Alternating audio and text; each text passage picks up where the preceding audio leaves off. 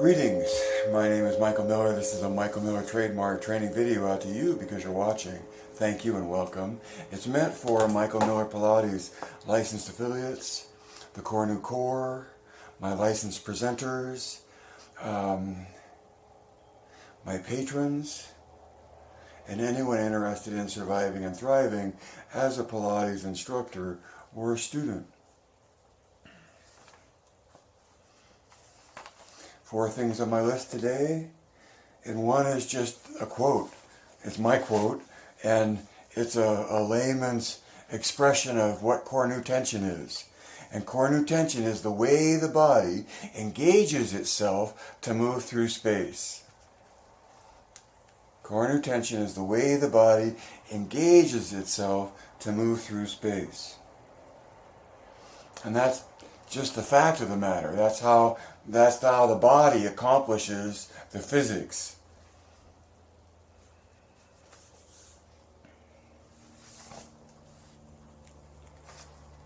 Number 2 is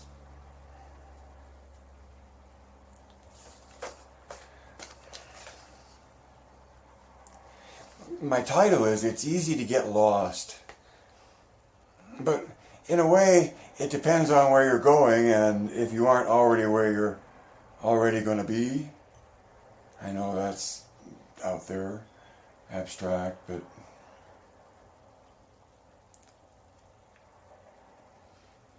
we had a discussion last time about corrective exercise, and Deborah talked about corrective being associated with being wrong, and that everybody meaning talking about the individual body.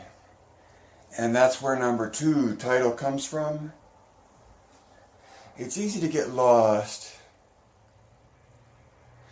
between addressing the individual body or the traffic that's going in that direction, because ultimately it's people that do it, but in people doing it, right?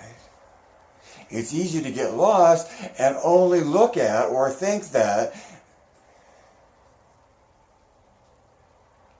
the generality of where you would bring them is dependent on so specifically their individuality. To me, it seems lost if one doesn't remember the direction of traffic going this way, right? And that direction of traffic is toward doing Pilates, regardless of the individual. And so there's discussion of corrective exercise or not. And in MMP, toward an ideal effort of doing the mat, at number 3, coming out of Joe's book, right?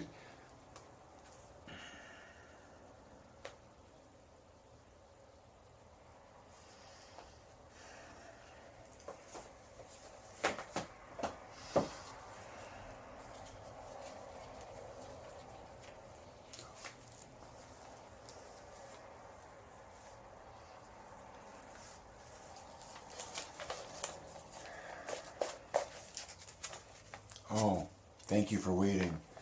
We're talking about, in a simple definition of Pilates, not definition, explanation, is that it's exercise, it's movement. And it's movement in the form of exercise, and that it's something that you do in preparation for what is to come, like the future, and you don't know. And in Pilates, so it's preparation to get ready to handle anything that comes up.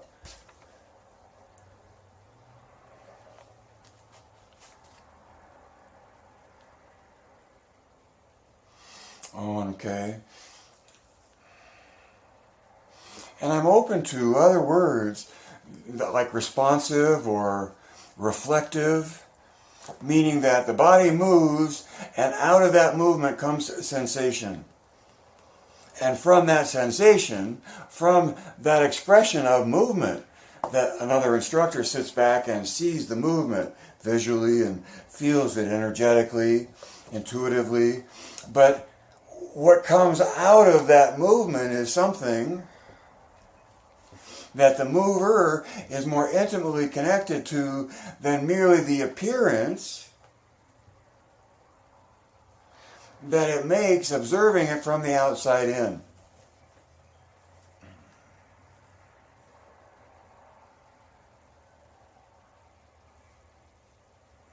That's why the corrective loop isn't for the instructor. It isn't meant to be concentric.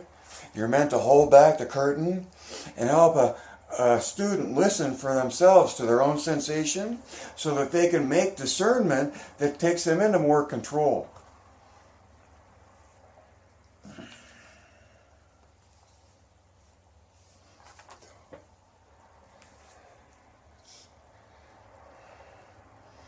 To me, it seems too sensitive to, from within the MMP point of view, there's a correct way of doing things. There's a correct, I'm sorry if that offends you and you think that it's all about the individual, no matter what it is you bring, it's the individual that matters.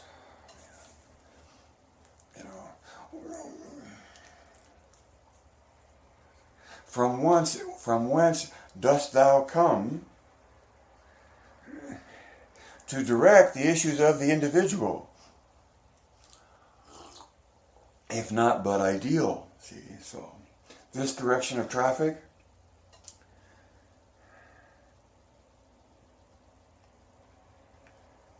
takes me toward, yes, doing Pilates. There's a correct way that you pursue doing it. There is something to do. There's a correct way to express it. It's choreographed. Right?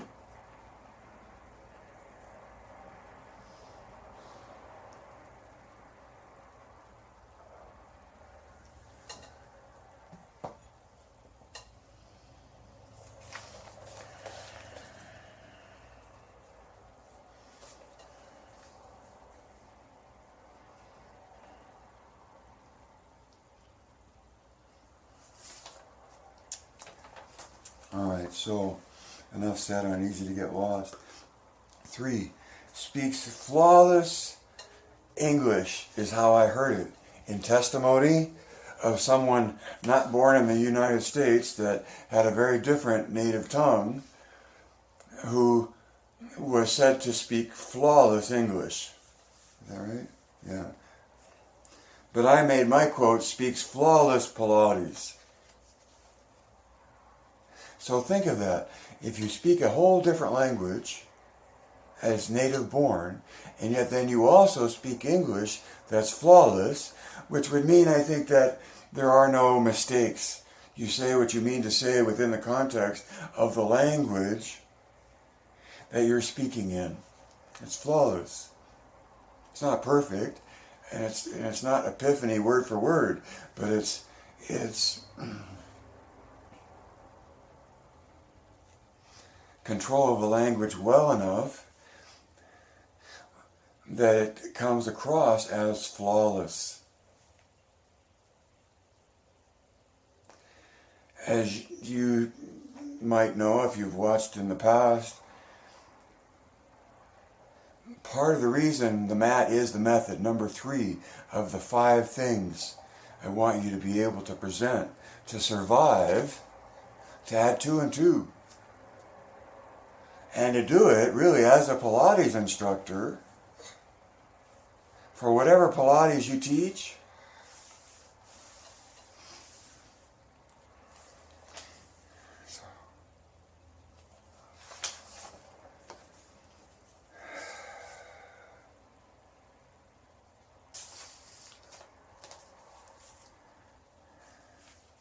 so on social media,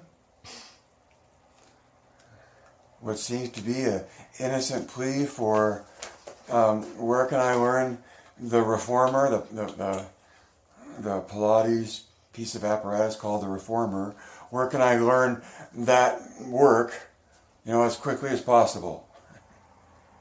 And there's voluminous entries of all this advice about where to go and what to learn in schools and how long it takes and what matters. And my response came out to be,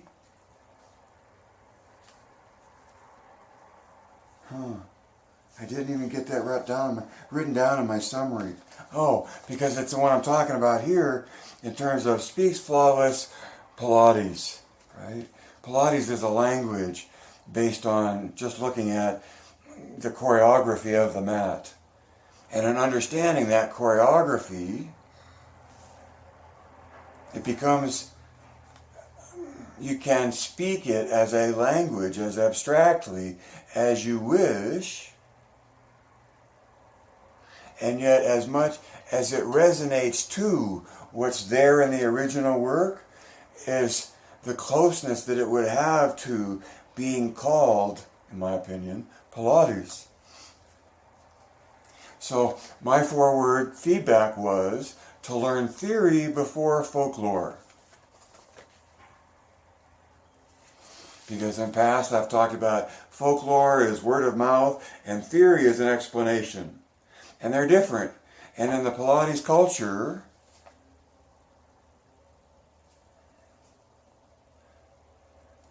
from what I know of it, it's all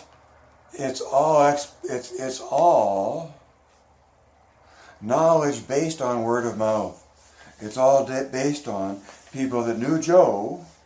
Now, see, and what I mean by it is Pilates having something to it in and of itself, and that's a huge assumption. And if you look at Pilates as on a spectrum of presumption that Pilates has an essence of its own versus Pilates has no essence of its own, it's obvious where it's easiest to make money based on assumption.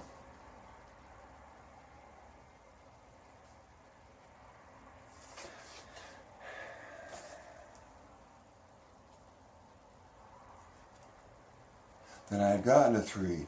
And so now why number 4 is that Gen Z is going to eat your lunch. It figuratively in that they are the youngest age group right now, and they're naturally going to outlive us. So they will be around to eat our lunch when we're not here anymore. But even before then,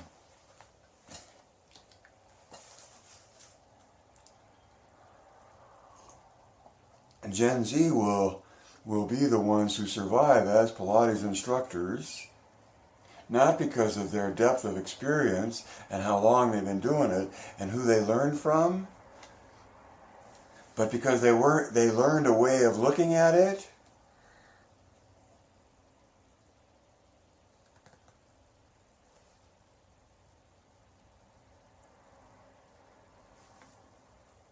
that offers valuable insight into its pursuit, either as a student or an instructor. And Gen Zers, the youth, they don't have experience. They don't have exactly what everybody thinks they want to keep or have around or that matters in surviving as a Pilates instructor.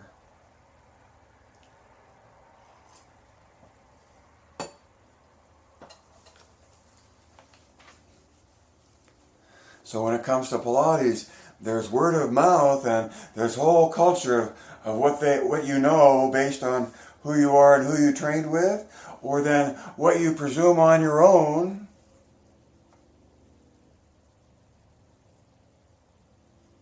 And to the extent that you presume on your own that it has, meaning Pilates, has any essence of its own,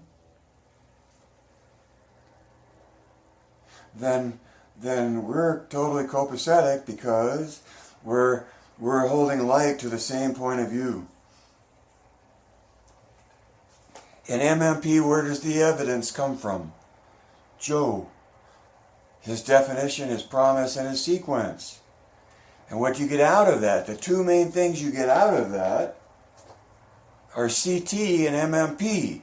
CT is core new tension. Core new tension is oppositional rotation between axes, and in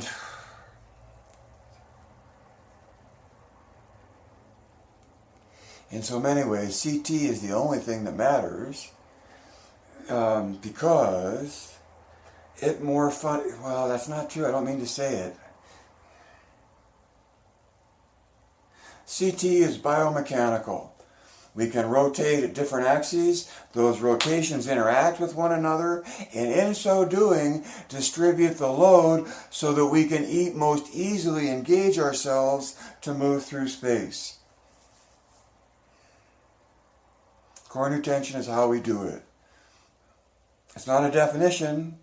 In MMP, it's just the point of view that that's the fact of the matter. That's the biomechanics of it. And so no matter, this was, I think, an aha moment for Deborah last week, that it doesn't matter what kind of Pilates you teach, that CT is applicable no matter what kind of Pilates you teach, because it's about biomechanics.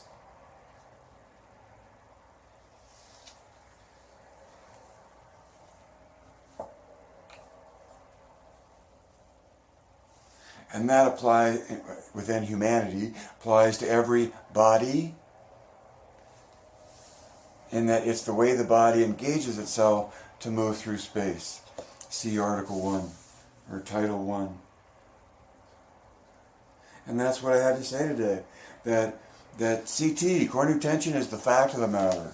And you don't have to surrender any of what you believe about Pilates to know about the biomechanics of core new tension, and that in the MMP point of view, it is that way. It's the fact of the matter that the body engages itself in core new tension to most efficiently engage its musculature biologically to accomplish the physics of moving that load through space.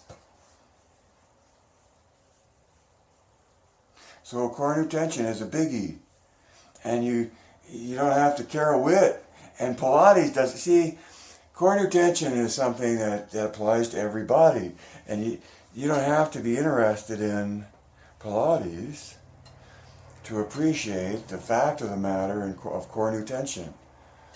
And have a knowledge that it's through engaging in core new tension that we most efficiently distribute the load of our body. And that it's the way we do it, know it or not. And we may do it very primitively or on a limited basis, depending upon our status as an individual.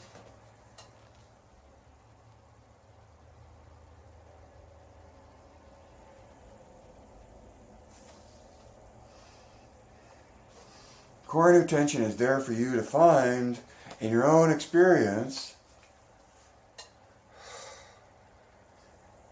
And it depends on you and the condition that you're in as to how long it might take to how far you get in controlling the engagement of that tension.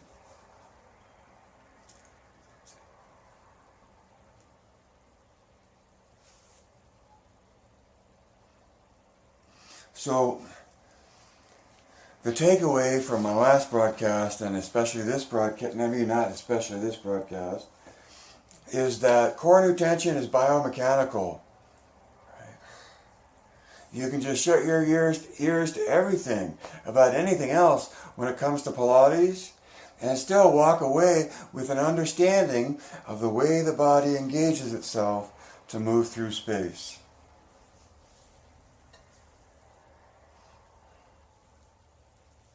That once you know about, you can use your imagination and feel the difference for yourself.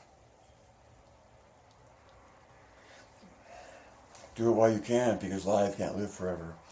Read between the lines. See behind the curtain. Connect the dots. Evaluate points of view.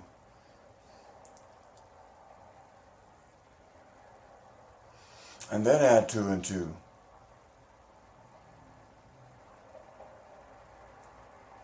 Direct your thinking. Geist.